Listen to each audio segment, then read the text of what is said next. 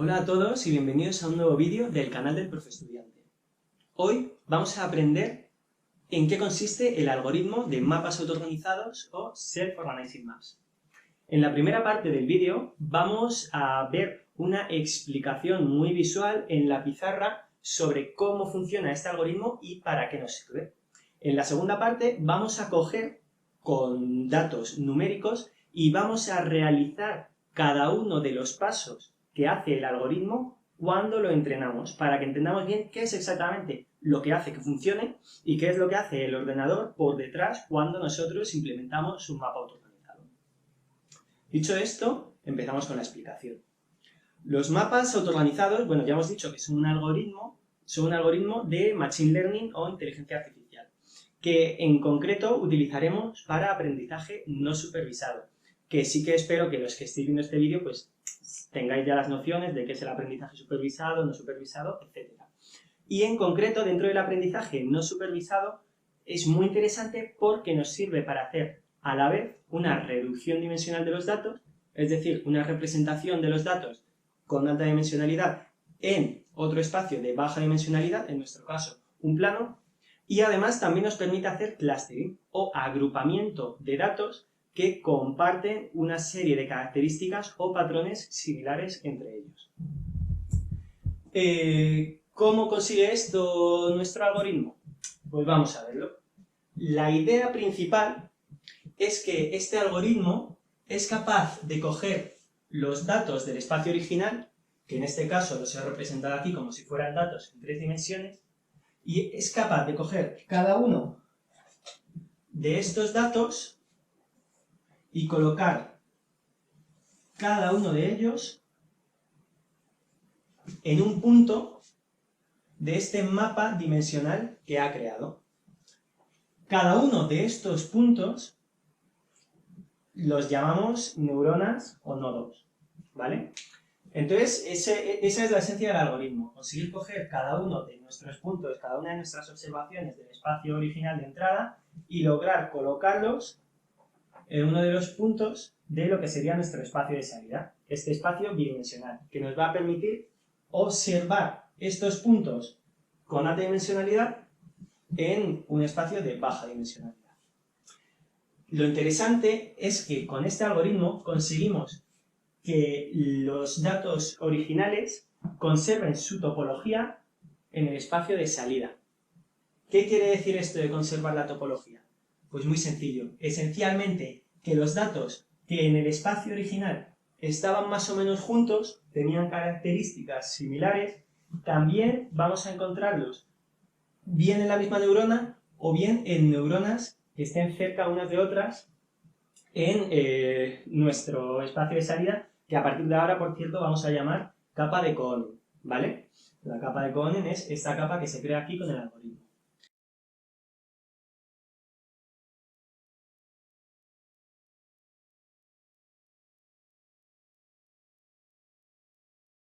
Y la pregunta es, vale, ¿y cómo conseguimos esto? ¿Cómo conseguimos coger cada uno de los datos y asociarlos a una de estas neuronas y que además, pues bueno, que los datos similares vayan a neuronas similares, etcétera? Pues lo hacemos de la siguiente manera, ¿vale? Primero tenemos que entender cuáles son las características de estas neuronas, porque estas neuronas no son neuronas cualquiera, ¿vale? Estas neuronas, la primera característica que tienen, muy importante, es que tienen una relación espacial entre ellas. Es decir, que esta neurona sabe dónde se encuentra en este mapa con respecto a todas las demás neuronas. Esto quiere decir que esta neurona sabe que tiene esta neurona al lado, esta neurona al lado, esta neurona al lado, y que esta neurona está muy lejos y que esta neurona está un poco menos lejos, ¿vale? Existe esa información, esa relación entre las neuronas. Las neuronas no son independientes. Y además, por otro lado, las neuronas, cada una de las neuronas, tiene una serie de características que se llaman pesos. Y estos pesos de las neuronas tienen tantas dimensiones como los datos del espacio original. Es decir, que si este dato tiene dimensiones x y z, esta neurona tendrá asociados 3 valores, también x y z. Y esto para cada una de las neuronas. ¿Qué es lo que busca hacer el algoritmo? Pues el algoritmo se divide en 2 fases. Hace su aprendizaje en 2 fases. Lo primero que hace, bueno, para cada iteración coge un dato, una observación del espacio original, de nuestros datos de entrada. Por ejemplo, coge este dato que hemos visto por aquí. Y coge este dato que tiene una serie de coordenadas y lo que hace es decir, vale, de todas estas neuronas que yo tengo aquí metidas, ¿cuáles tienen los pesos más parecidos a las coordenadas de mi dato de entrada? Pues lo que hace el algoritmo es calcula las distancias entre los pesos asociados a cada una de las neuronas y las coordenadas del dato de entrada. Y cuando encuentra la neurona con los pesos más parecidos a las coordenadas de este dato, lo que dice es, vale, pues este dato va a venirse a esta neurona, lo coge y lo traslada a esta neurona, asumiendo que esta neurona es la que tiene, pues eso, los pesos más parecidos. ¿Vale? Esto es la primera fase de aprendizaje. Esto es lo que se conoce como fase competitiva o aprendizaje competitivo. ¿Por qué? Porque son todas las neuronas las que compiten por ser las que se quedan el dato del espacio de entrada. Una vez hecho esto, lo que se hace es pasar al aprendizaje cooperativo, a la fase cooperativa. ¿Y qué quiere decir esto de fase cooperativa? Pues lo que quiere decir es que, primero, la neurona a la que se le ha asociado este dato va a sufrir un cambio en los pesos que tiene.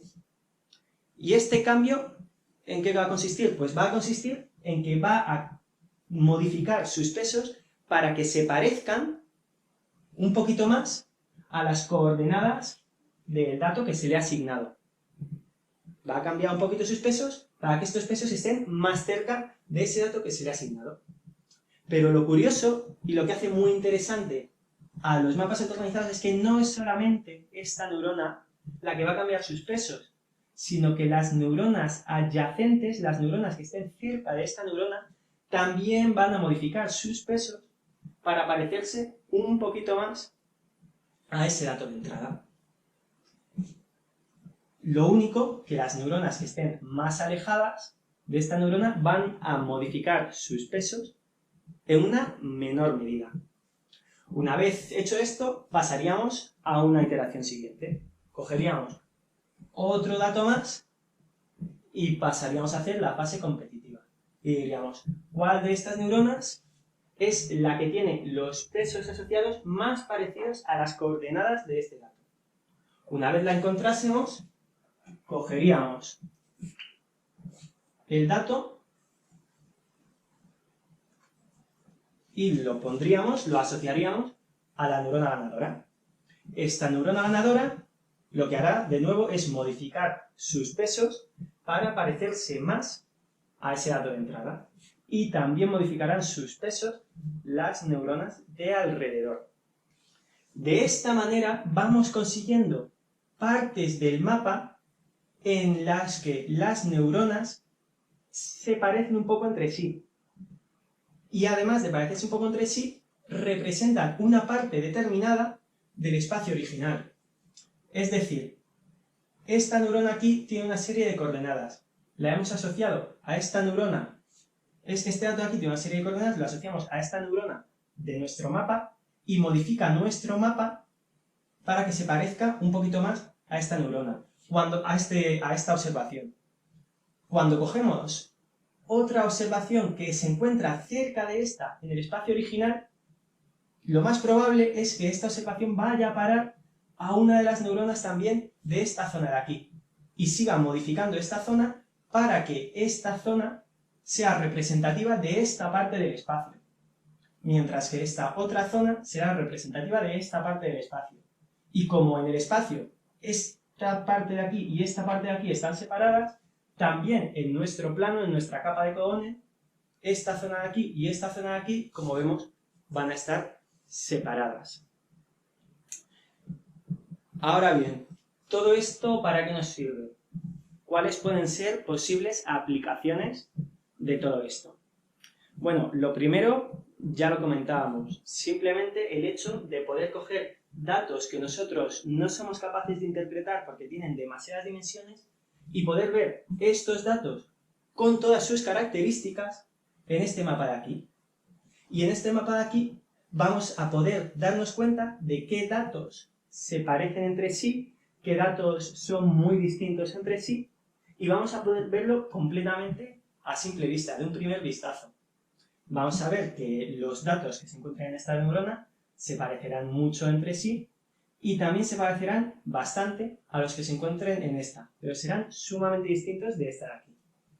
Un ejemplo muy concreto puede ser, por ejemplo, a la hora de hacer la segmentación de los clientes de un banco.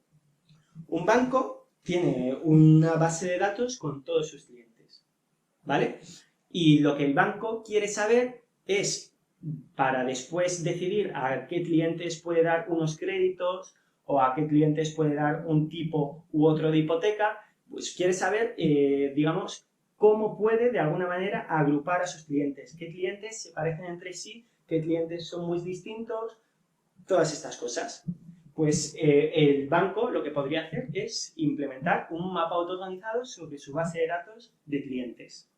Y quizás lo que salga en esta base de datos es que los clientes que se encuentran por esta zona de aquí son clientes pues que viven en barrios de la periferia, quizás clientes más jóvenes en algunos casos, quizás clientes que todavía no tienen una hipoteca, mientras que aquí pues puede ser clientes, personas más mayores que viven en barrios más céntricos, más antiguos, que ya han tenido hipotecas, etcétera, y nos permite visualizar los diferentes clientes en este mapa bidimensional. Pero no solo eso, sino que es muy interesante el hecho de que esto nos permite hacer un clustering en el que sabemos qué grupos, qué agrupamientos son más parecidos entre sí y qué agrupamientos son más diferentes entre sí. Por ejemplo, un ejemplo muy claro.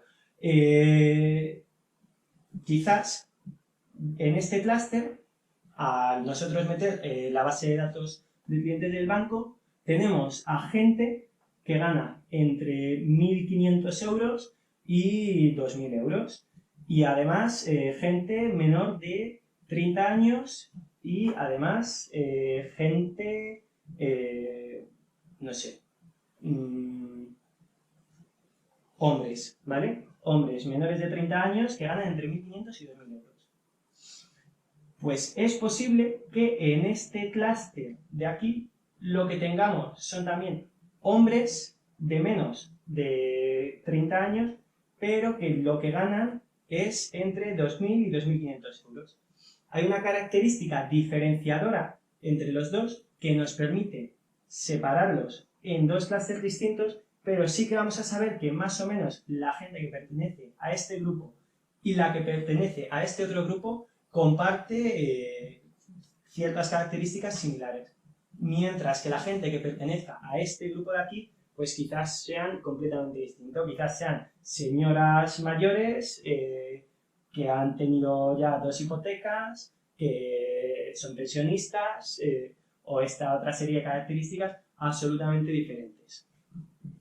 Vista la utilidad que tienen los mapas autoorganizados y visto un poco cuál es el funcionamiento intuitivo, vamos a pasar ahora a estudiar pasito a paso cuáles son las operaciones matemáticas que vamos haciendo en cada iteración para llegar a conseguir estos resultados. Vamos a ello. Venga, pues ahora vamos con la parte más matemática, un poquito más técnica, pero no os asustéis porque vais a ver que se va a hacer sencillo. Si habéis entendido un poco las ideas que hemos explicado antes, esto lo vais a entender perfectamente. Además, lo que vamos a hacer es resolver a mano en la pizarra un ejemplo de mapa autoorganizado pasito a paso para que no os perdáis en ningún momento. Dicho esto, pues bueno, tenemos aquí el primer dato de nuestro conjunto de datos con el que queremos entrenar el algoritmo, ¿vale? ¿Y cuál habíamos dicho que era el primer paso de todos? Pues el primer paso es la fase competitiva, acordaos. En la fase competitiva lo que queremos hacer es comparar el vector de nuestro dato de entrada con los vectores de pesos de cada una de las neuronas de nuestra capa. Por cierto, he dibujado aquí la capa de Cohen, de la que hablábamos antes. Esta es una capa que tiene 6 neuronas, que como veis están conectadas, como en un grafo, y cada neurona tiene sus pesos, los pesos de los que hablábamos antes. En este caso, la primera neurona tiene sus 3 pesos, porque tiene que tener las mismas dimensiones que el vector de datos de entrada. Su primer peso será 4, el segundo 3, el tercero 4. Al principio, los pesos estos son aleatorios. Estos pesos son aleatorios, estos son aleatorios, estos son aleatorios, y poco a poco, según hemos ido explicando antes, se van a ir recolocando. Aquí los he pintado fuera, aquí ya, para que no sea esto un lío de líneas, simplemente los coloco aquí dentro. Pero bueno, que sepáis que eso, esto también son los pesos de la neurona 2, estos son los pesos de la neurona 3, etc. Bien, pues decíamos que lo que queremos es buscar cuál es la neurona que tiene el vector de pesos más parecido al vector de coordenadas del dato de entrada. Esencialmente queremos ver cuál es el vector de estos que se parece más a este vector. Y eso en matemáticas, ¿qué significa? ¿Qué significa que un vector se parezca a otro? Pues en matemáticas eso lo calculamos siempre calculando una distancia. Distancias se pueden calcular muchas, pero habitualmente la que solemos aprender en la escuela y la que de hecho más se utiliza en los mapas autoorganizados es la distancia euclídea, que seguro que ahora cuando la hagamos todos la sabéis calcular y la habréis calculado cientos de veces. Luego vamos a calcular la distancia euclídea de los pesos de la neurona 1 al vector de entrada, de los pesos de la neurona 2 al vector de entrada. Así, con las 6 neuronas, y vamos a buscar cuál es la neurona que tiene la menor distancia al vector de entrada. Dicho esto, vamos a empezar ya con los cálculos. Calculamos, vamos, D1 quiere decir distancia 1, distancia de la neurona 1 al dato de entrada, ¿vale? La distancia euclídea se calcula como la raíz cuadrada del sumatorio del valor de la diferencia entre cada coordenada, es decir, x sub i menos w sub i, en este caso w sub i super 1, porque estamos hablando de la neurona 1, al cuadrado. Si esto lo desarrollamos para que quede claro, lo que estamos diciendo es que tenemos que calcular la raíz cuadrada de x1, 2, menos w1, 1, menos 4, al cuadrado, más x2 menos v2. x2, perdón, ¿qué digo?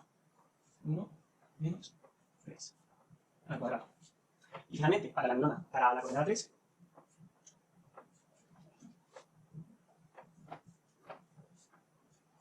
desarrollamos esto y lo que nos queda es... Esto es alrededor de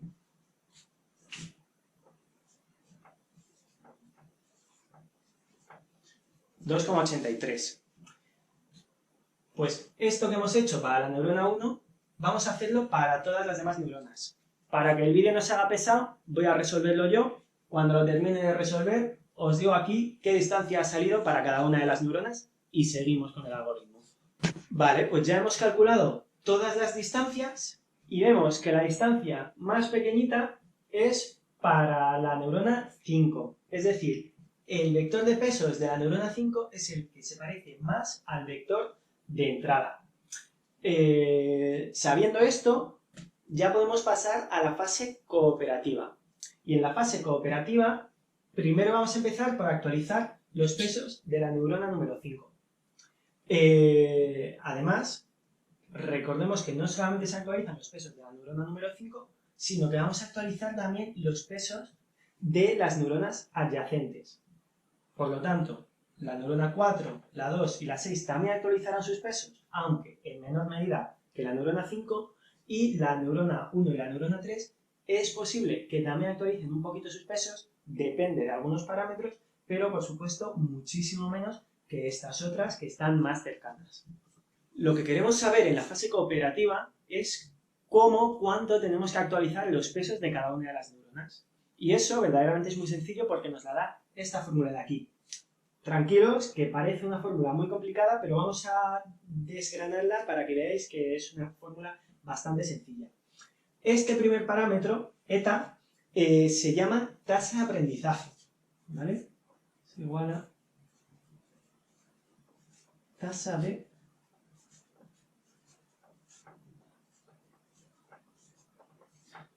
aprendizaje. Y es un número que nosotros, como científicos, digamos, vamos a tener que elegir cada vez que implementemos un mapa autoorganizado en el ordenador. Este valor, sencillamente lo que nos dice es cuánto de rápido van a cambiar los pesos, las neuronas en cada iteración. Y bueno, eso ya será cuestión de ajustarlo con otros métodos un poco más complicados para saber cuál es la tasa de aprendizaje óptima para cada situación. Sí que es cierto comentar que muchas veces esta tasa de aprendizaje no es continua durante todo el entrenamiento del algoritmo, sino que al principio es más grande, tiene lógica, al principio en las primeras iteraciones los pesos cambian mucho, pero después queremos que los pesos vayan cambiando más poquito a poco, ya que consideramos que el algoritmo está mejor entrenado. Entonces, en algunos casos esta tasa de aprendizaje decrece, pero nosotros, para nuestro ejemplo, no vamos a tener eso en cuenta. Después tenemos lambda mayúscula, que es la función de vecindad. La función de vecindad, precisamente, la información que nos da es cuánto debe de cambiar sus pesos una neurona en función de lo lejos que está de la neurona ganadora. De hecho, D mayúscula, que tenemos aquí sub J con estrellita J, lo que quiere decir es cuál es esa distancia entre la neurona ganadora y la neurona que estamos estudiando, la neurona J, ¿vale? Y bueno, aquí tenemos cómo se desarrolla esta función. Esta función, lambda, es igual a E, a la exponencial, de menos la distancia entre neuronas partido de 2 multiplicado por sigma. Este valor sigma, de nuevo, es otro de esos valores, igual que la tasa de aprendizaje, que nosotros, como científicos de datos, vamos a tener que elegir en un momento dado. Y le pasa lo mismo que a la tasa de aprendizaje, que normalmente suele ir decreciendo a medida que avanzamos en el entrenamiento del algoritmo. No es un valor constante, sino que decrece. Normalmente decrece exponencialmente también. Pero, de nuevo, no nos preocupemos de esto, ¿vale? Porque es una cuestión mucho más trivial. Bueno, lo último sería, perdonad, veréis que he cambiado la ecuación un poco. Aquí había puesto WJ menos V, es V menos WJ. Y esto lo único que quiere decir es que calculamos la diferencia entre el vector de entrada y el vector de pesos de la neurona que estamos estudiando, que estamos calculando. Una cosa más, porque ahora lo que vamos a hacer en el siguiente paso es aplicar esta fórmula a cada una de las neuronas y calcular cuál es el incremento en los pesos de cada una de ellas. Ya hemos dicho que la tasa de aprendizaje y la tasa de vecindad son parámetros arbitrarios que vamos a tener que decidir nosotros. En nuestro caso vamos a utilizar un valor de tasa de aprendizaje igual a 0,5 y un valor de tasa de vecindad igual a 5. Estos son los valores propuestos por algunos autores en la bibliografía que sirven normalmente como un buen punto de partida para entrenar nuestros mapas autoorganizados. Así que, dicho esto, vamos a ello. Bueno, una cosa más. Vamos a explicar ya cómo calculamos la distancia entre neuronas en la red, porque eso también es interesante. Pues bueno, la distancia entre neuronas en la red es lo más sencillo del mundo de calcular. Siempre vamos a calcular la distancia más corta entre dos neuronas siguiendo, digamos, el caminito, ¿vale? Los enlaces entre neuronas de la red. A cada uno de estos enlaces le tendremos que asignar un valor determinado. En nuestro caso, para hacerlo súper sencillo, vamos a decir que esta distancia, la distancia entre una neurona y su neurona adyacente, es igual a 1. La distancia aquí es igual a 1. Esto, en este caso concreto, esta distancia sería la distancia de la neurona 5 a la neurona 6, que es igual a 1. La distancia entre la neurona 5 y la neurona 3 sería 1 más 1. Luego, esta distancia sería igual a 2, ¿vale? es esta la manera en la que calculamos siempre la distancia. La distancia entre una neurona y ella misma, pues por supuesto, va a ser 0. Vale, pues vamos a empezar calculando el incremento de los pesos en la neurona ganadora. Nuestra neurona ganadora ya habíamos dicho que era la neurona número 5. Luego vamos a hacer el cálculo para los pesos de la neurona 5. Y lo que empezamos es poniendo la tasa de aprendizaje, que acabamos de decir que vamos a utilizar una tasa de aprendizaje igual a 0,5. Lo siguiente, que yo tampoco me sé la fórmula de memoria, lo tengo que mirar, es efectivamente la función de vecindad, que la vamos a calcular aparte. Y después lo que tenemos es la resta de vectores. Ojo, hemos dicho que lo que tenemos que restar es el vector de entrada y el vector de pesos de la neurona que estamos estudiando. Luego aquí lo que tendríamos sería 2, 1, 4 menos 2, 1, 2. ¿Vale? Lo único que nos queda es calcular la función de vecindad, que vamos a ver ahora mismo. He dicho que la función de vecindad es la exponencial de menos la distancia entre las neuronas partido de 2 por la tasa de vecindad, que hemos dicho que va a ser 5. Y la distancia entre la neurona 5 y la neurona ganadora, ¿cuánto es? Pues es 0, porque la neurona ganadora es la neurona 5. Luego esto es 0, la exponencial de 0 es 1. Podemos introducir esto en la ecuación y, a ver, esto, ¿me voy un momentito? Si tenemos que esto es igual a 5 multiplicado por 1 multiplicado por la diferencia de los vectores, 2 menos 2, 0, 1 menos 1, 0, 4 menos 2, 2. ¿Cierto? Luego tenemos 0, 0, 2. Esto es una multiplicación de una escala por un vector, luego 0 más 5 por 0, 0, 0 por 0, 0, 0 por 2, 1, luego la actualización de los pesos de la neurona 5 tendrá este valor. Si el incremento de los pesos tiene este valor, esto quiere decir que los nuevos pesos de la neurona 5 serán igual a los pesos antiguos más el incremento, y esto es 2, 1, 2, más el incremento 0, 0, 1. Luego los nuevos pesos de la neurona 5 serán igual a 2, 1, 2 más 1, 3. Estos serán los nuevos pesos que va a tomar la neurona número 5. Vamos ahora a repetir esto mismo, pero poniendo como ejemplo otra neurona. Por ejemplo, la neurona número 2. Y vamos a ver cómo se actualizan los pesos de la neurona número 2. Para el resto ya, si queréis, lo hacéis vosotros sobre papel y yo os dejo los resultados para que comprobéis que lo habéis entendido todo perfecto. Vale, y vamos ahora con la neurona número 2, como hemos dicho. Empezamos igual, multiplicamos tasa de aprendizaje por función de vecindad por la diferencia entre vector de entrada y vector de peso de la neurona.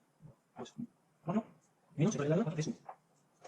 Ahora calculamos la función de vecindad, que es igual a la exponencial de menos la distancia, y ahora en este caso la distancia no es 0, la distancia entre esta neurona y esta neurona decimos que es este trámite de aquí, que decimos que vale 1, partido de 2 por la tasa de vecindad, que es 5. Y esto nos da un valor de alrededor de 0,9. Introduciendo este valor aquí y haciendo esta resta, al final lo que tenemos es que el incremento del vector de peso de la neurona número 2 es de menos 0,9, menos 0,9 y 1,35. Y podemos calcular a partir de aquí cuáles serán los nuevos pesos de la neurona 2. Recordemos que lo hacemos sumando este vector a este incremento al valor antiguo, y lo que se nos queda es que los nuevos pesos para la neurona 2 serán 3,1, 2,1 y 2,35. Luego, estos serían los nuevos pesos que vemos que han cambiado un poquito para eso, parecerse un poquito más al vector de entrada. Este mismo procedimiento lo repetiríamos con todas las neuronas de nuestro mapa, pero sí que nos daremos cuenta que cuanto las neuronas están más lejos, este valor es más pequeñito al aumentar aquí la distancia. Este valor decrece y esto va a hacer que nuestros incrementos en los pesos sean más pequeñitos y que los valores de las neuronas muy lejanas a la neurona ganadora varíen muy poco. Os dejo los resultados finales para que veamos cómo queda este mapa y terminamos el vídeo. Todos los resultados, digamos, que significarían los nuevos valores que tomarían cada una de las neuronas. ¿Cuál sería ya, para terminar, el siguiente paso? Pues el siguiente paso ya sería repetir esto que acabamos de hacer, pero muchas veces más. Los nuevos pesos, tendríamos que borrar todo esto, que son los pesos antiguos.